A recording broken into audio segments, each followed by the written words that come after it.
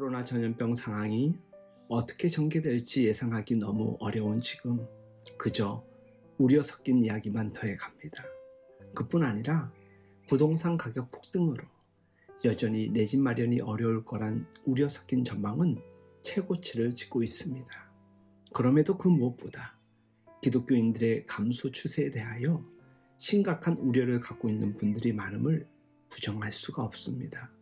실제로 10대, 20대의 기독교인 수는 장차 이 땅에 기독교가 발붙일 곳이 있겠나 싶을 정도로 심각한 위기인 것 같습니다. 게다가 기독교와 관련된 뉴스들은 좋은 미담들은 온데간데 없이 모조리 사라진 듯하고 온통 좋지 않은 뉴스들을 내보내야 사람들이 더 관심을 가져주는 안타까운 시대가 되어버렸습니다. 이러니 우리가 어떻게든 예수쟁이로 살아가려 하여도 그 자체만으로도 결코 쉽지 않은 도전이 될 것입니다. 이쯤에서 예수님 이야기를 해볼까 합니다. 예수님은 늘 참 피곤한 논쟁 속 주인공이셨습니다. 눈먼 사람을 고쳐주고 나니 무슨 능력으로 그렇게 했냐고 비아냥 섞인 말투로 문제 삼았고, 이에 하나님께서 주신 능력으로 하였다고 말하면 내가 뭔데 그런 말을 하느냐고 트집 잡기 바빴습니다. 이에 예수님께서 나와 아버지는 하나니이다 라고 말하니까 신성모독이라고 하면서 여론몰이를 해서 예수님을 공경에 빠뜨렸습니다. 이에 예수님은 그 자리를 피해 요한이 세례를 베풀던 곳으로 가셨습니다. 그런데 놀라운 일은 그 뒤로부터 시작됩니다.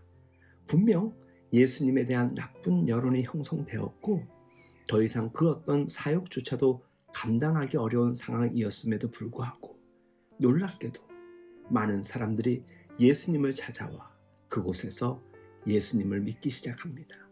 요한복음 10장 42절은 다음과 같이 그때를 기록하고 있습니다. 그리하여 거기서 많은 사람이 예수를 믿으니라. 주 안에서 사랑하는 여러분, 진리는 아무리 호도해도 사라지지 않습니다. 진리는 아무리 다른 색을 입히려 하여도 변색되지 않습니다. 그리고 세상에 증오와 분열을 심어서라도 자신들의 영역을 확보하려고 하는 사람들의 온갖 모략과 음모에도 진리는 굳건히 살아서 그들의 모략과 음모를 도리어 부끄럽게 합니다. 무엇보다 그런 가운데서도 믿는 자들이 날마다 그 수를 더해갔다는 사실은 오늘을 살아가는 우리 그리스도인들에겐 너무나도 고무적인 현상이 아닐 수 없습니다. 오직 복음의 능력 안에서 그 어려운 상황임에도 하나님께로 돌아오는 자가 있었고 참된 능력과 참된 진리를 깨닫는 자가 날마다 더해갔습니다. 기독교가 처참하게 공격당하고 조롱당하고 있는 시대를 우리는 살아가고 있습니다. 우리의 믿음이 아무런 능력이 없는 것처럼 손가락질 당하는 시대이기도 하지요. 그럼에도 분명한 것은 주님께로 돌아올 자들을 예비해 두셨고 그들을 부르시고 계시다는 사실입니다. 우리가 그 부분을 간과하지 말고 우리 믿음의 힘을 빼고자 하는 세력들에게 대하여 전혀 동의해 주지 않고 그럼에도 불구하고 진리는 살아서 우리와 함께하고 있음을 믿고 의지할 수 있어야겠습니다. 그 진리를 믿는 믿음으로 가난한 자에게 복음의 풍성한 비밀을, 영과 육의 아픔 가운데 신음하는 자들에게 자유케 하는 복음을, 사는 것보다 죽는 것이 낫다고 여기는 이들에게 생명의 복음을, 불의와 불평등 속에서 죽어가는 이들에겐 소망의 복음을 전하는 저와 여러분이 되기를 간절히 소망합니다. 예수님이 가시는 곳에서는 언제나 우려와 소망이 동시에 존재하였습니다.